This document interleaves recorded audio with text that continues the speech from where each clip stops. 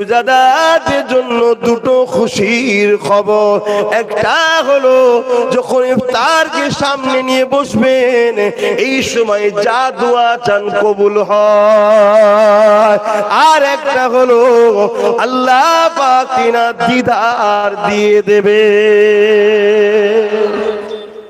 এই যুবকেরা তরুণেরা, আল্লাহ তার বান্দা তোরা আমার জন্য রোজা রাখবি, হজ করবি, যাকাত দিবি, দান খায়রাত করবি, নারীরা পর্দায় থাকবে, হালাল খাবি, গান বাজনা জিনাত পাবিচারি জিওয়া থেকে সুদ থেকে ঘুষ থেকে দূরে থাকবি। কিন্তু ইবলিস শয়তান চায় আল্লাহ যে গুণ করতে নিষেধ করেছে ওই গুণ বান্দা গুণকে করাবো, আর আল্লাহ যে গুণ করতে বলেছে ওই গুণ বান্দাকে করতে দেব না। এ হলে বান্দা আল্লাহ বিরোধী হয়ে যাবে, ওই বান্দা আদম সন্তানগুলোকে জাহান্নামে দিয়ে দেবে। এ যুবকেরা তরুণীরা বাপেরা, কিন্তু আমার আল্লাহ এতই দয়ালু, ইবলিসের পাল্লায় পড়ে পড়ে আমরা দুনিয়ার জমিনে যদি পার পরিমাণ গুনাহ করে ফেলি, আমার আল্লাহ তথাপিও তোমাকে আমাকে ডেকে ডেকে ডেকে ডেকে বেড়ায়, খুঁজে খুঁজে খুঁজে খুঁজে আমার আল্লাহ পাক তোমাকে আমাকে ফেরেশতাদের দিয়ে খুঁজে খুঁজে নিয়ে আসে। এ যুবকেরা তরুণেরা, যখন কোনো বান্দা গুনাহ করে অন্যায় করে আমার আল্লাহ ওই বান্দাকে ডেকে ডেকে বলে, ওরে আমার বান্দারে, একমাত্র মালিক হলাম আমি আল্লাহ, আমি তোকে দুটো পা দিলাম, ওই পা দিয়ে তোকে গান শুনতে যাবার জন্য দিইনি। বান্দা আমি যদি তোকে খোরা বানাতাম কেউ তোকে নিয়ে যেত না। এ বান্দারে, পা দিয়ে জুই পা দিয়ে তুই আমার রাস্তায় যাবি, হালাল ইনকাম করবি, ওই পা দিয়ে গরিব বিমাদের দেখতে যাবি। বান্দারে, আমার দিয়া নিয়ামত নিয়ে আমার রাস্তার বিরুদ্ধে চলতে লেগেছে। এইভাবে বান্দা বান্দি যখন পাপ করতে থাকে আল্লাহ পাক ওই সময় বান্দা বান্দি দিওয়াকে ডাকতে থাকে, আয় ফিরে আয় ফিরে আয়। বান্দা বান্দি আসে না, মসজিদে আযান দিয়ে দেয়, বান্দা বান্দি ক্লাবে আড্ডা দেয়, বিভিন্ন জায়গায় আড্ডা দেয়, গান বাজনার মধ্যে লিপ্ত থাকে, ইবলিসের ধোঁকায় পড়ে থাকে। আমার আল্লাহ ডেকে ডেকে বলে, ওরে আমার বান্দারে, ইবলিসের ধোঁকায় পড়ে নামাজটা কাজা করে ফেললে, এত অন্যায় করার পরও যদি কোনো বান্দা বান্দি আল্লাহ দরবারে ফিরে এসে মাথা নত করে দিয়ে বলে, আল্লাহ ভুল করে ফেলেছি, ক্ষমা করে দেন, আমার আল্লাহ জানিয়ে দেন, ওর চোখ দিয়ে যদি মাছের মাথাতে ক্ষুদ্র পানি বেরোয় আমি আল্লাহ ওই বান্দা বান্দি জীবনের গুনাহকে মাফ করে দিই।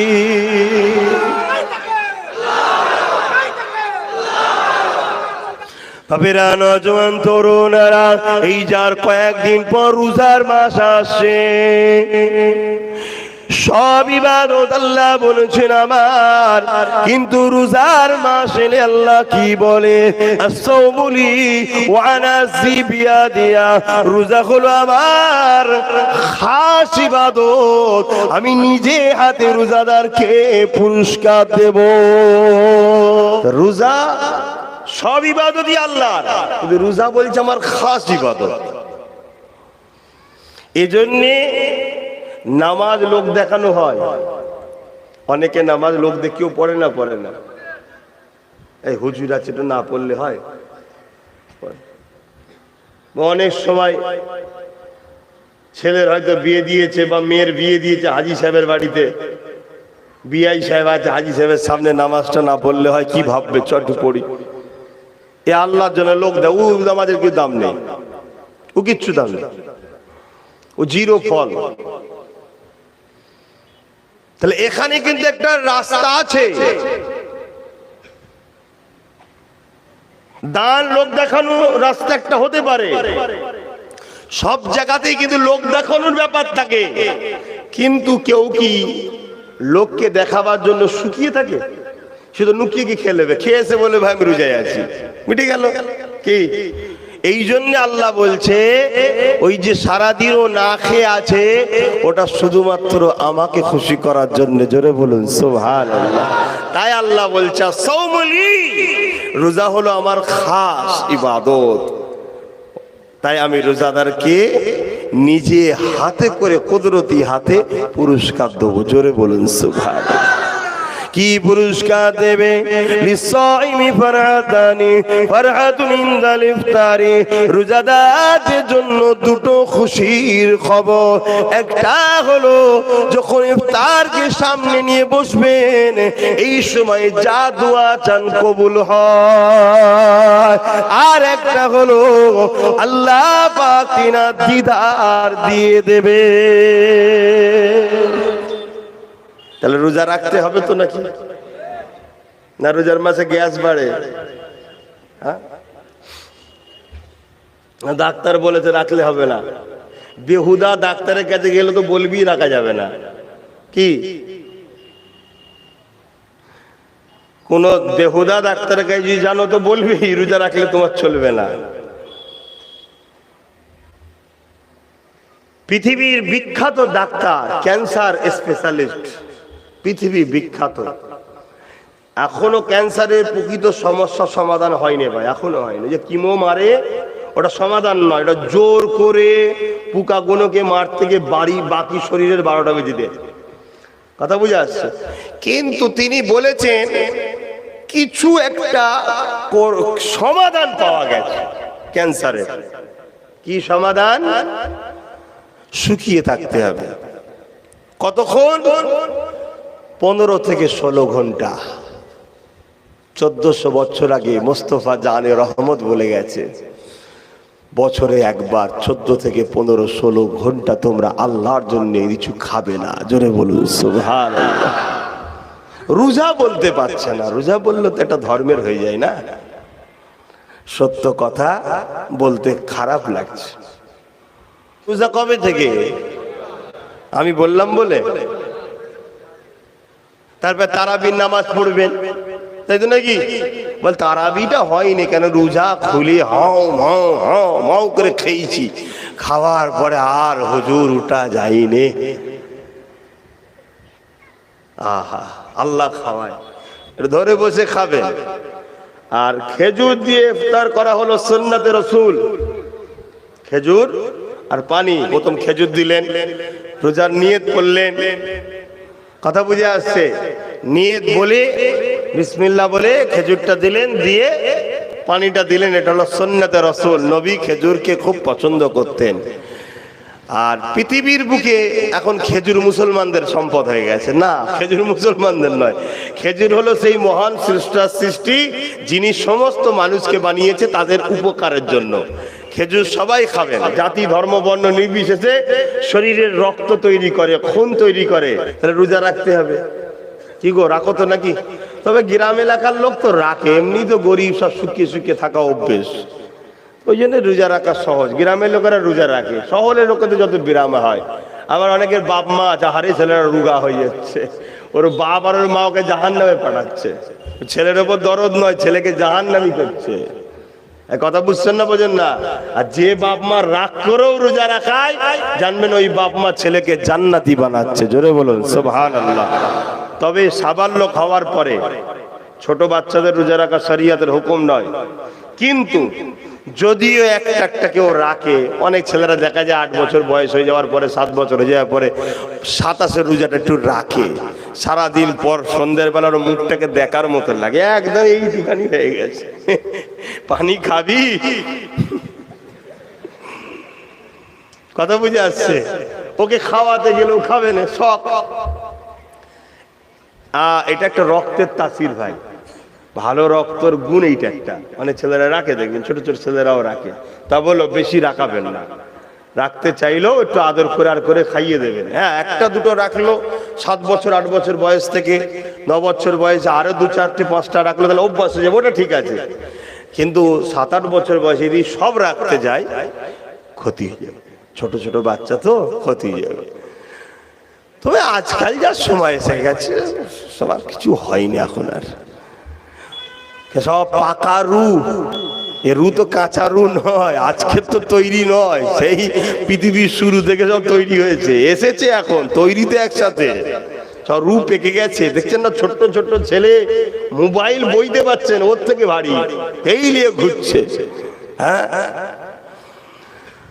তো ভাইরা আমার, এই রোজা রাখবেন। রোজাদারদের জন্য তাহলে দুটো খুশি, একটা হলো ইফতার করা, আর একটা হলো ইফতার করা মানে ইফতারকে যখন সামনে নিয়ে বসে দেখুন ঘাঁটছে, খাইনি, পেটের খিদে, হ্যাঁ শুধু আজানের অপেক্ষায় আছে। আজান দিলে বিসমিল্লাহ বলে আল্লাহর নাম নিয়ে আল্লাহুম্মা সামতু লাকা ওয়া তাআক্কালতু রিজকিকা ওয়া আফতারতু বিরহমাতিকা ইয়া আরহামার রাহিমিন, আল্লাহ নাম নিয়ে শুরু করে দেয়। শুরু করলে ইফতার, তবে মনে রাখবেন হালাল পয়সায় ইফতার করতে হবে। যারা সেই রোজা রাখবে, রোজাদারের কত গুরুত্ব একটু শুনে রেখে দেন। একটু বলি একটা রোজার বিষয়।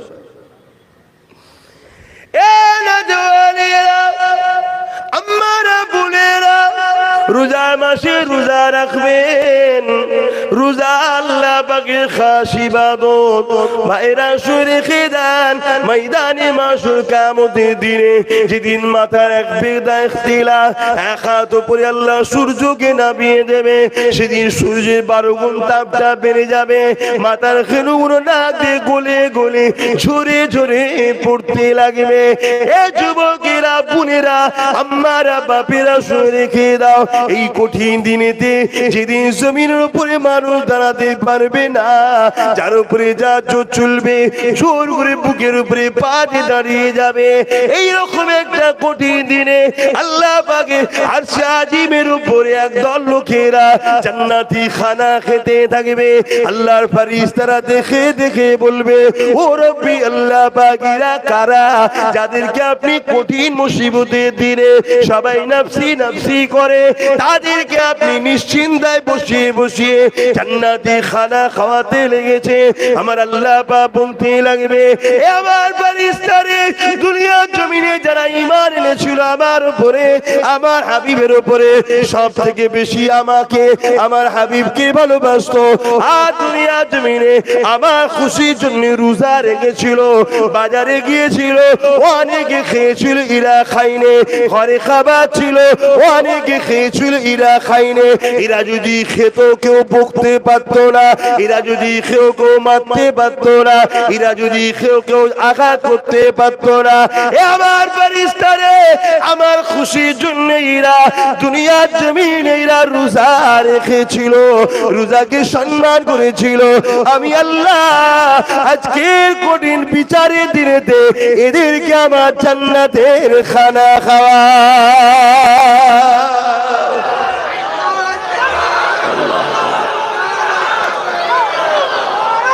আল্লাহু আকবার। আশা রাখবো আমার ভাইরা, এই রোজার মাসটুকু আল্লাহর খুশির জন্য রোজা রাখবেন। দ্বিতীয় নম্বর, হালাল দিয়ে ইনকাম দিয়ে ইফতার করবেন। 3 নম্বর কথা, রোজার মাসে দেখবেন ফিতনা বেশি হয়। এখানে যত চাপ মারে হেড অফিস তত গরম হয়। যতটা পারেন রোজার মাসে ঘরের মধ্যে কাটাবেন, কোরআনকে পড়বেন। যদি পড়তে না পারেন, স্ত্রী পড়বে, শুনবেন, ও পড়ে যে নেকি পাবে, আপনি মন দিয়ে শুনলে সেম নেকি পাবেন। জোরে বলুন সুবহানাল্লাহ। লাস্টে একটু কোরআনকে আদর করে চুমু দেবেন, চোখে লাগাবেন, মাথার উপর রাখবেন, বুকে একটু চেপে ধরবেন। আমি আপনাদেরকে একটা জিনিস শিখিয়ে দিয়ে যাচ্ছি, ইমানদারদের জন্য শর্ত, ইমান না থাকলে পাবেন না মজা। যাদের ইমান আছে, ইমানটা কি জিনিস, কি গো? সবকিছুর থেকে আল্লাহ আল্লাহ রসুলকে ভালোবাসা ও আদব করার নাম ইমান। জোরে বলুন সুবহানাল্লাহ। এমনকি জানের থেকে কোন একটা জায়গায় আপনার জান চলে যেতে পারে, কিন্তু আল্লাহর জন্য আপনি জান দিয়া পছন্দ করবেন, আল্লাহর বিরুদ্ধে যাবেন না। এই রকম হলো ইমান। শুনছেন?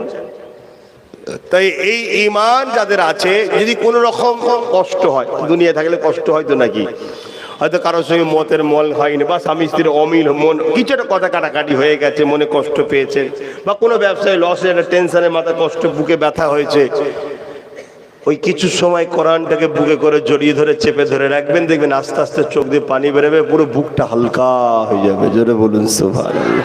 আরো জোরে বলুন। তো ভাইরা আমার, তাহলে সেই রোজাদার যে ঘরে আল্লাহ আরশে আজিমে জান্নাতি খানা খাওয়াবে। শর্ত কি? ঈমান অবস্থায় রোজা রাখার, হালাল ইফতার করা। আর রোজার মাসে দেখবেন ফিতনা বেশি হয়। আর এই একটা মাস আমাদের সঙ্গে আর আরব দুনিয়ার সঙ্গে পার্থক্য কি শুনুন। আরব দুনিয়া 1 মাস দান করে আর 11 মাস ইনকাম করে, আর আমাদের এলাকায় 11 মাস তো দান করেই না, করে না, চুরি করে, আর রোজার মাস এলে ডাকাতি করে। 100 টাকার ফলকে 200 টাকায় বিক্রি করে। কি আবার রোজার মাস এলেই মনে হয় করোনা চলে আসবে, আল্লাহ ভালো জানে। ফলের দাম এমনিতে তখন আগুন হয়ে যাবে, খাবি কি, হাত দিবার উপায় নেই তখন, আর দেখে চলে যা। রোজা ইফতারের সময় চোখ মেলিবি, ফলটা খুব ভালো ছিল, যা যা। সব প্ল্যান বাবা, আন বললি তো আমি খারাপ হয়ে যাব, দরকার নেই বাবা, যা পারো করো। তো যা যা, আল্লাহ আমাদেরকে এখনো হেদায়েত করুক, বুঝার তৌফিক দিক, বলুন আমিন।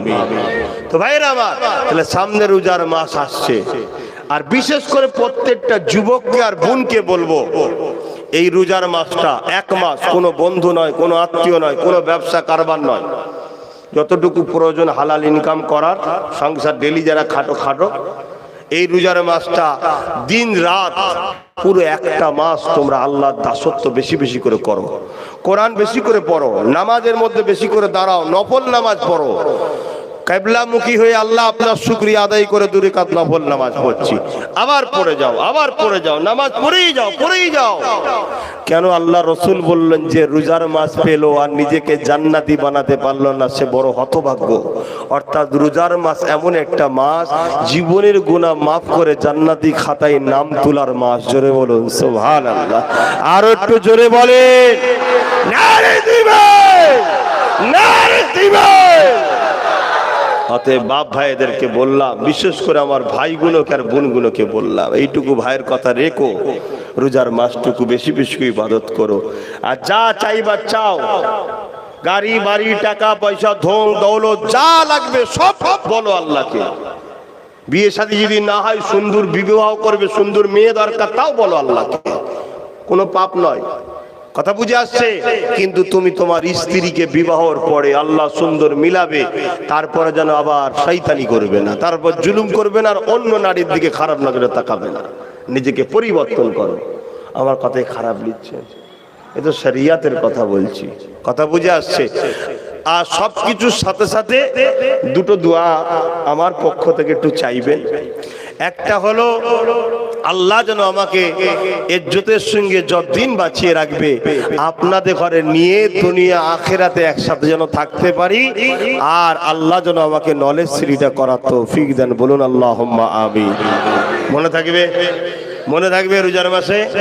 আর একটা দোয়া, সেটা আমার ছোট ভাইয়ের জন্য, অনেক ছুটোছুটি করছে, একটা মানুষ, তোমরা দিয়েছো একটা, কি করব বলো? এই একটা নিয়ে যতটুকু পাচ্ছি করছি, তোমরা যদি 10-12টা দিতে, তাহলে গিয়ে ডাইরেক্ট টুপি খুলে নিত। একটা কি করবে, কত জায়গায় যাবে? তো এই একটা দিয়েছে আল্লাহ, যেন এই এক থেকে একদিন এমন একটা জায়গায় বসায়, সর্বধর্মের মানুষের সমস্যা সমাধান করার ক্ষমতা যেন আল্লাহ ওর হাতে দেয়, বলুন আল্লাহুম্মা আমিন। এই 2টো দোয়া, একটা আমার পক্ষ থেকে, একটা আমার ছোট ভাইয়ের পক্ষ থেকে, করবেন তো? আমার উপরে ভালোবাসা আছে তো? একটু হাত তুলে দেখান না, আলহামদুলিল্লাহ। হাত না ভাই, আর আমার ছোট ভাইয়ের উপরে রাগ নাকি? ওকেও ভালোবাসেন তো নাকি? সুবহানাল্লাহ। যুবকেরা যাবার আগে তৈরি হও, কেননা কবর প্রতিদিন তোমাকে আমাকে ডাকে। এ দুনিয়া মানুষেরা, আমি কবর বড় একা, আসার আগে তৈরি হয়ে আসো। প্রতিদিন ডাকছে তোমাকে আমাকে, আসার আগে তৈরি হয়ে আসো।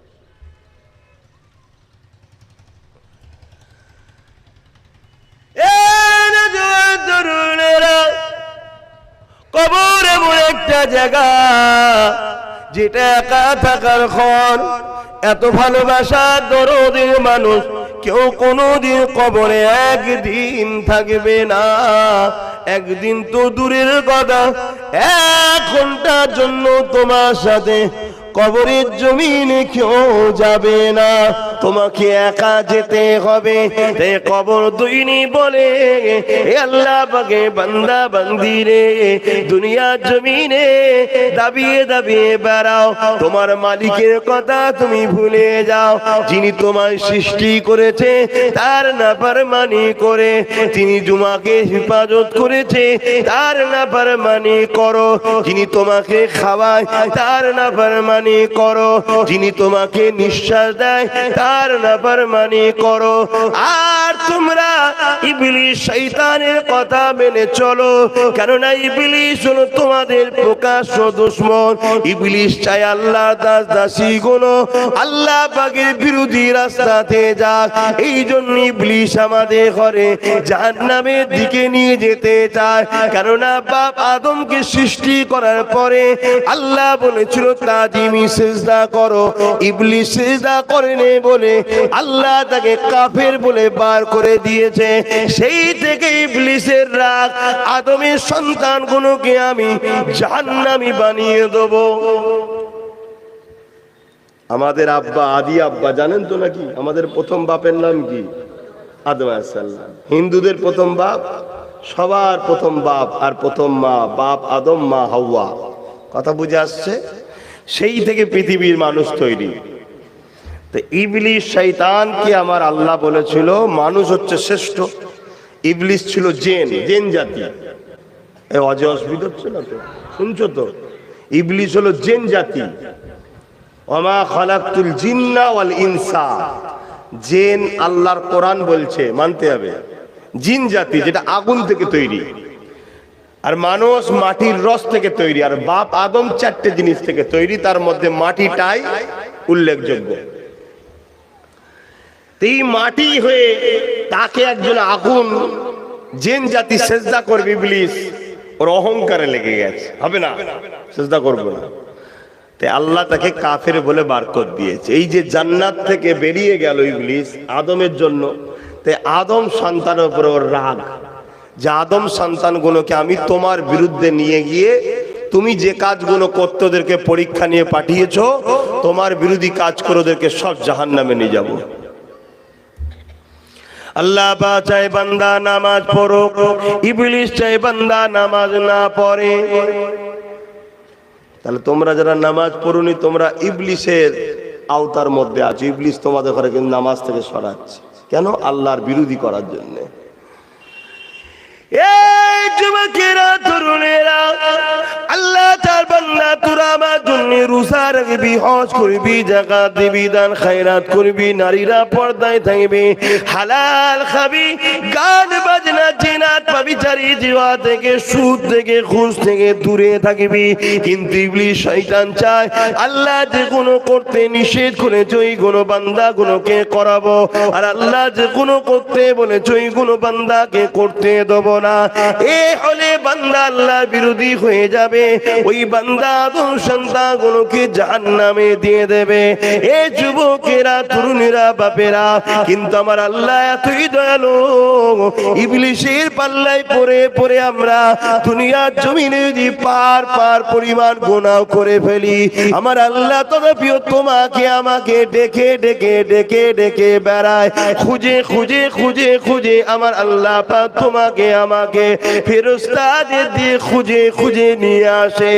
এ যুবকেরা তরুণেরা, যখন কোনো বান্দা গুনাহ করে, অন্যায় করে, আমার আল্লাহ ওই বান্দাকে ডেকে ডেকে বলে, ওরে আমার বান্দারে, একমাত্র মালিক হলাম আমি আল্লাহ, আমি তোকে দুটো পা দিলাম, ওই পা দিয়ে তোকে গান শুনতে যাবার জন্য দিইনি।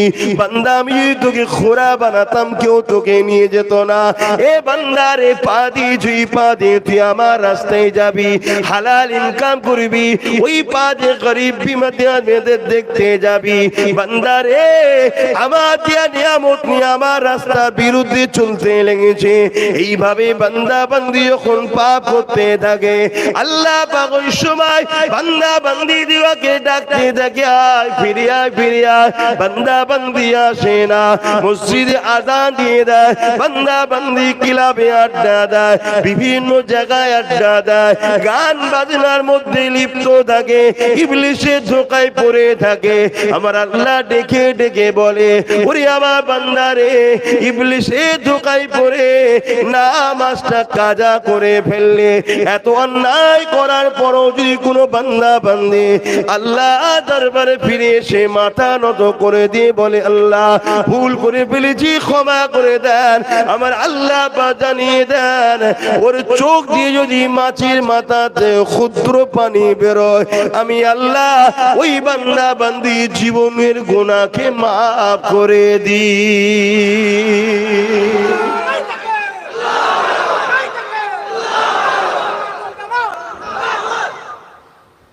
আল্লাহ আমাদেরকে ভালোবাসে না বাসে না?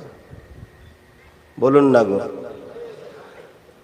আপনি বাজার থেকে একটা চাকর নিয়ে আসলেন বা কোনো লোককে নিয়ে আসলেন যে আপনার বাড়িতে পাহারা দেবেন, তাকে মাসে 10,000 মাইনে দেবেন। এখন দেখা যাচ্ছে আপনি যাকে কাজে লাগিয়েছেন তাকে আপনি সৃষ্টি তো করেন না, মাইনেতে কাজে লাগিয়েছেন, সে আপনার বাড়িতে পাহারা তো দূরে দেওয়া, তার লোকের বাড়ি চোর ঘরে এসে বলে অমুক সময় ও ঘুমোই, অমুক সময় ঘরে থাকে না, চুরি করবি, সব আপনার বিরুদ্ধে করে। আপনি তাকে রাখবেন, মেরে বার করে দেবেন, তাই তো নাকি? কিন্তু আমার আল্লাহ কত দয়ালু দেখুন। আপনারা আল্লাহ দিয়া হাত নিয়ে আল্লাহর বিরুদ্ধে কাজ করেন, আল্লাহ দিয়া পা দিয়ে আল্লাহর বিরুদ্ধে কাজ করেন, আল্লাহ দিয়া জবানে আল্লাহর বিরুদ্ধে কথা বলেন, তথাপি আমার আল্লাহ আপনাদের ঘরে ভালোবাসে। বান্দা আয়, পৃথিবীর বাদশারা আসামি খোঁজে, খুব ভালো করে শুনবেন, পৃথিবীর রাজা মহারাজারা আসামি খোঁজে শাস্তি দেবে বলে, আর আমার আল্লাহ আসামিদের ডাকে গুনাহ মাফ করবে বলে। জোরে বলুন সুবহানাল্লাহ। কিন্তু এরপরেও যদি আমাদের ঘরের ছেলেরা পরিবর্তন না হয়, আমার আল্লাহর কোনো ক্ষতি হবে? হ্যাঁ, আমাদের সবাইকে যদি আল্লাহ পাক ধরে জাহান্নামে ভরে দেয়, আল্লাহর কিছু লস আছে? এরপরেও যদি আমরা না ভাবি যে আমাদেরকে আল্লাহ কেন বানালো, তার কাজ করার জন্য, তাকে অখুশি করার জন্য নয়, যেটা অপছন্দ করে সেটা করার জন্য নয়। স্বাভাবিক আমরা নিজের স্ত্রীর খুশির জন্য স্ত্রী যেটা অপছন্দ করে সেটা আমরা করতে চাই না। ডাক্তার যদি বলে মদ খেও না, আমরা ছেড়ে দিই, আর দয়ার আল্লাহ আমাদেরকে বলেছে হারাম খেও না, আমরা ছাড়তে পারি না। আমার আলোচনায় অসুবিধা হচ্ছে, তাহলে বলো, ঘটনা বলে দিয়ে চলে যায়। আরে ভাইরা, চেষ্টা একটা, যদি বারবার শুনে পরিবর্তন হয়ে যাও, কিছুটা যদি পরিবর্তন হতে পারো, কেননা বান্দা তুমি যদি চেষ্টা করো, আমার আল্লাহ পাক অবশ্যই তোমাকে পরিবর্তন করে দেবে।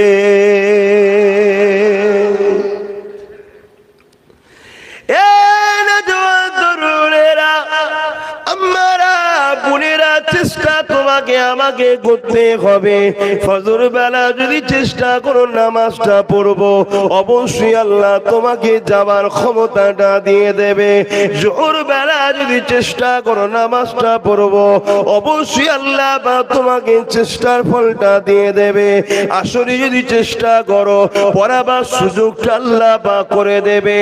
এ বান্দা বান্দি রে, যদি তোরা আমার রাস্তায় আসতে চাস, অবশ্যই আমি আল্লাহ পাক আমার রাস্তার পথিক তোদেরকে বানিয়ে দেব। কিন্তু তোরা একবার চেষ্টা কর, হালাল খাবার চেষ্টা কর, পর্দাতে থাকার চেষ্টা কর, নামাজ রাখা পড়ার চেষ্টা কর, কোরআন তেলাওয়াত করার চেষ্টা কর। এ বান্দা বান্দি রে, আমি আল্লাহ তোদেরকে মায়ের পেট থেকে হেফাজত করলাম, মায়ের নাভির সঙ্গে তোদের নাভিকে কানেকশন করে দিয়ে মায়ের পেটে তোদেরকে খাইয়েছিলাম। বান্দা তোরা ভুলে গেলি কি সুন্দর করে আমি আল্লাহ তোদেরকে বানালাম। তোদের শরীরের মধ্যে কত হাড় রয়েছে, তার উপরে চামড়াটাকে আমি লেপে দিয়েছি, তার উপরে গোস্ত দিয়েছি, তার উপরে চামড়া দিয়েছি। বান্দা রে, কি সুন্দর করে তোদেরকে নাক দিয়েছি, চোখ দিয়েছি, দাঁত দিয়েছি। দুনিয়ায় যখন তোরা আসলি, কিছুদিন যাওয়ার পরে তোদের ছোট ছোট দাঁত বাইর হতে লাগলো। তোদের বাপ মা কত খুশি হয়েছিল, মসজিদে মিষ্টি দিয়েছিল, ওই দাঁতটা যে দ্রুত বাড়তে লেগেছিল, যে গতিতে বাড়তে লেগেছিল, আর যদি আমি রুখে না দিতাম তাহলে জমিনে তোদের দাঁত থেকে যেত, কিন্তু তোদেরকে দেখতে খারাপ লাগতো। আমি আল্লাহতে অত বড় বড় দিই না, যেটা তোদের জন্য সুন্দর আমি আল্লাহ তোদেরকে নিখুঁত করে বানালাম। তোদেরকে দুটো কান দিলাম, ওই কানে তোরা আমার কোরআন শুনবি, আলেমদের কথা শুনবি, ওয়াজ নসিহত শুনবি, ভালো কথা শুনবি। এ বান্দারে, কি কারণে তুই আমার দিয়া কানে অকমেন দিয়া আমার ইসলামের দুশ্মন যারা ওই গান তোরা শুনে বেড়াস বান্দা, ওটা তো আমি পছন্দ করি না। তোদের কি একবারও মনে হয় না আমি আল্লাহ তো পারি তোর কানের পর্দাটাকে ফাটিয়ে দে জীবনের মতো বদি কালা করে দিতে? বান্দারে, জমিন আমার তোদেরকে ফ্রিতে দিয়ে দিলাম, আসমান আমার তোদেরকে ফ্রিতে দিয়ে দিলাম। এ বান্দা, তোদেরও গ্রামে এমন অনেক লোক আছে তোদের মতো সুন্দর মুখ রয়েছে, দাঁত রয়েছে, জবান রয়েছে, কিন্তু কথা বলতে পারে না। আমি মালিক তোকে কথা বলতে দিয়েছি, ওই জবানে নোংরা কথা বলবি না, ওই জবানে কাউকে আঘাত দেয়া কথা বলবি না, ওই জবানে এমন ভাষা উচ্চারণ করবি না যে কথাটা আমার সঙ্গে শিরক হয়ে যাবে, এমন কথা বলবি না। বান্দার ওই জবানে এমন স্লোগান দিবি না যে স্লোগানটা আমি আল্লাহ পছন্দ করি না। ওই জবানে তো তুই বেশি বেশি করে আমি তোর আল্লাহ, আমাকে আল্লাহ বলে ডাকবি।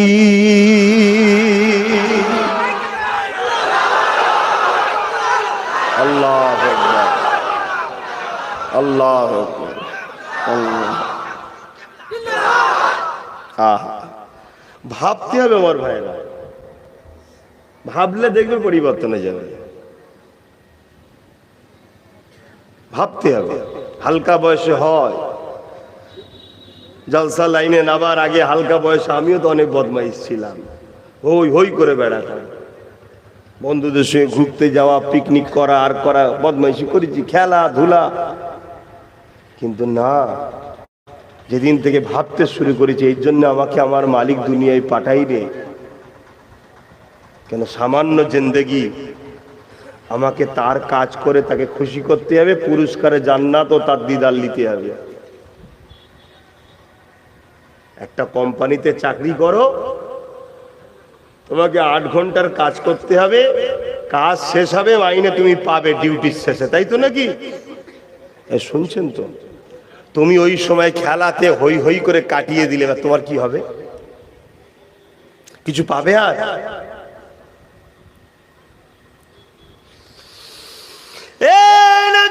তরুণেরা, বাবেরা, মুলি সাহেবদের বানানো কথা নয়, আল্লাহ পাকের কোরআন বলে দিয়ে যাচ্ছে, সুম্মা নুফিকা উখরা ফাইযা হুম কিয়ামুন ইয়ানজিরুন। মৃত্যু সবার হয়ে যাবে, আবার সিংহাতে ফু দিয়া হবে। যেমন জমিনে নাগল দিলে বালু ওঠে, ওইভাবে জমিন থেকে মানুষ উঠতে লাগবে। ওই দিনটা হবে বিচারের দিন। কত কঠিন হবে যুবক, শোনো, আমার বোনেরা শোনো, আমার ভাইয়েরা শোনো, আমার আপনজনরা শোনো, ভালোবাসি তাই বুঝায়, এই দুনিয়ার রং তামাশায় নেচে যেও না গো। আমার ছোট হুজুর পীর কেবলা বলতেন, বাবারা, গিলটির চমকে সোনা ভুলে গেলে, এই দুনিয়ার চমক এটা হলো গিলটি, এই দুনিয়ার গান বাজনা ফাংশন এটা হলো গিলটি, এই দুনিয়া আনন্দ খুশি এটা হলো গিলটি। এই গিলটির চমকে সোনা ভুলে গেলে জান্নাতের আরাম আয়েশটা হলো সোনা। এই জন্য বোঝাতে চাইছি, জান্নাতি দিগকে যে হুর দেয়া হবে, ওই হুর যদি দুনিয়ার জমিনে একটা ছেড়ে দেয়া হয়, পৃথিবীর জমিনে মানুষেরা তাকে ধরার জন্য খাওয়া দাওয়া ঘুম সব ছেড়ে দিয়ে, ছেলে মেয়ে বুড়ো বুড়ি বাচ্চা সবাই তার পেছনে ছুটতে লাগবে। আল্লাহ পাকের এত সুন্দর সৃষ্টি, সেই 70টা করে হুর প্রতিটা জান্নাতীদের সেবার জন্য আল্লাহ পাক দান করবে। একটু তো ত্যাগ স্বীকার করতে হবে। কোম্পানি এসে বলল, এই কাজগুলো এবারে করে দে, মাসের শেষে তোকে আমি 30,000 টাকা মাইনে দেবো। তা আপনাকে তো 30 দিন একটু কষ্ট করতে হবে, তারপরে তো 30,000 যখন পাবেন গুনবেন, কি ভাল লাগবে তখন? আমি দুনিয়ার সাথে একটু টালি করছি, চলে না, আপনারা আম মানুষ তাই বোঝাচ্ছি, তবে তো আখিরাতের মজাটা পাবেন। এটাই তো পরীক্ষা, এটাই তো পরীক্ষার জায়গা। যে একদিকে তোমাকে আমার আল্লাহ রোকে নেই, এখনই যদি কেউ যে সাইডে সিগারেট খায়, আমি কি রুখতে পারবো? না, আমার আল্লাহ রুখছে, কিন্তু জানিয়ে দিয়েছে এটা চলবে না। কথা বুঝে আসছে? ঠিক তেমনি যদি কেউ বাড়ি গিয়ে সুদের টাকা খায়, আমি কি রুখতে পারবো? কিন্তু সুদ খাওয়া হলো আল্লাহর সঙ্গে যুদ্ধ ঘোষণা করার পাপ। কত খারাপ! আর আজকে আমার ঘরের ছেলেরা 100-র মধ্যে 90টা বাড়ি কি 95টা বাড়িতে সুদ ঢুকে যাচ্ছে। ঢুকছে না ঢুকে নে বলুন, আমরা ভয় করি। সুদের টাকা নিয়ে বাড়ি করলেন, সুদের টাকা নিয়ে গাড়ি করলেন, সুদের টাকা নিয়ে ব্যবসা করলেন, কোটি কোটি টাকার সম্পদ তৈরি করলেন, কিন্তু আপনি যখন মারা যাবেন ওই তো সাদা কাফনের কাপড় দিয়ে ওই তো মাটির নিচে আপনাকে শুইয়ে দেওয়া হবে। ওই কবর আপনাকে বারবার ডেকে ডেকে বলে, ওরে আল্লাহর বান্দা বান্দি রে, লোক তোকে জাহান্নামে নিয়ে যাচ্ছে। শুনে রেখে দে, ওই কবরের জমিন বলতে লেগেছে, আমি কবর হলাম একা থাকার জায়গা, আসার আগে তৈরি হয়ে যাও। আমি কবর হলাম পোকামাকড়ের জায়গা, আসার আগে তৈরি হয়ে আসো। আমি কবর হলাম মাটির ঘর, আসার আগে তৈরি হয়ে আসো। আমি কবর হলাম এমন এক জায়গা যেখানে কেউ থাকবে না তোমার সাথে, আসার আগে তৈরি হয়ে আসো। অন্ধকার ঘর। এ যুবকেরা, তরুণেরা তাই বলে দিয়ে যায়, কবরে যাবার আগে আল্লাহকে ভয় করে যা ভুল করেছেন, আজকে আসরের নামাজ পড়ে নিয়ে মাথা নত করে চোখের পানি ফেলে দিয়ে কাঁদুন, আল্লাহ অন্যায় হয়ে গেছে, ভুল হয়ে গেছে, ক্ষমা করে দিন আল্লাহ। গানা শুনবো না, যাত্রায় যাব না, ফাংশনে যাব না, গুনার কাজ করব না, খেল তামাশার মধ্যে জড়িয়ে থাকবো না, কোন জালিম সন্ত্রাসদেরকে সাপোর্ট করব না, কোন ইসলাম বিরোধীদেরকে সাপোর্টও করব না, কোন সন্ত্রাসদের ঝান্ডা ধরে ঘুরে বেড়াবো না, যারা গরিবদেরকে লোটে তাদেরকে কখনো ভোটও দেবো না, তাদেরকে সাপোর্টও করব না, তাদের পক্ষে বিপক্ষে কোন জায়গাতে আমরা কখনো সাপোর্ট করব না। এই জায়গাতে আমরা ন্যায়ের পক্ষে, সত্যের পক্ষে থাকবো। ওগো আমার আল্লাহ, আল্লাহর ওলিদের পিছনে আমি থাকবো, আলেমে হাক্কানীদের পিছনে থাকবো। আমি মসজিদে যাব, আমি নামাজ পড়বো, আমি রোজা রাখবো, হজ করবো, যাকাত দেবো, আল্লাহ আপনার পক্ষে কাজ করব। এই প্রতিজ্ঞাবদ্ধ না হয় আগামী দিনটা আমার আপনার জন্য বড় অন্ধকার, কবরে জবাবটা দিতে হবে। কেননা নবী আমার জানিয়ে দিলে, দুনিয়া জমিনে যারা আমার বেখিলাফ চলবে, আল্লাহ পাক কবরে তাদের জন্য জাহান্নামের একটা গর্ত করে দেবে, আর 99টা আগুনের শাপ দেওয়া হবে। শুনছেন তো? মনে হচ্ছে এটা একটা গল্প তো নাকি? যদি গল্প হয় উড়িয়ে দেন, আর যদি আপনি বিশ্বাস করেন তাহলে ভয় করুন। কেন কালকে আপনাকে যেতে হতে পারে, আমাকেও যেতে হতে পারে, কোনো গ্যারান্টি নাই। যাবার আগে ভাবুন, তৈরি করুন। আর আমার আল্লাহ এত দয়ালু, কেউ যদি খালেস অন্তরে এক্ষুনি তওবা করে লাই, জীবনের সব গুনাহ মাফ করে দেবে, আর গুনাহগুলোকে নেকিতে পরিণত করে দেবে। জোরে বলুন সুবহানাল্লাহ।